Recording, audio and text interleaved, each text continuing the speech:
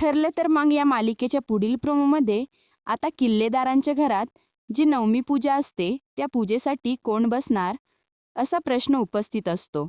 प्रिया अश्विन बसणार की सायली अर्जुन? यावर प्रतिमा म्हणते, मला वाटतं आपण अर्जुन सायलीला यावर्षी पूजा करू देऊया का? तेव्हा अश्विन मडे बोलत म्हणतो की सॉरी प्रतिमा आत्या, बट या घरातल्या पूजेला दादा आणि त्याची बायको का बसतील? अश्विनच्या या प्रश्नाला रविराज उत्तर देतो. रविराज अश्विनला म्हणतो, कारण ते पण या घरचेच आहेत म्हणून. नंतर प्रिया तिच्या रूममध्ये जाऊन बसलेली असते. प्रतिमा तिला बोलवायला जाते, तरीही ती खाली येत नाही. सायली म्हणते प्रतिमाला, प्रतिमा आत्या, तुम्ही प्रियाला बोलवायला वर गेला होतात ना? प्रतिमा म्हणते, पण तिने मला आतून काही उत्तरच नाही दिलं.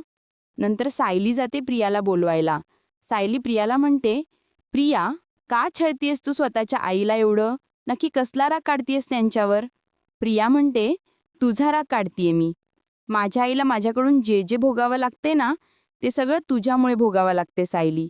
सायलीला धक्का बसतो की ही प्रिया असं का बोलतीये. आणि इथेचा प्रोमो संपलेला आहे. भेटूया पुढील भागात. तोपर्यंत नमस्कार.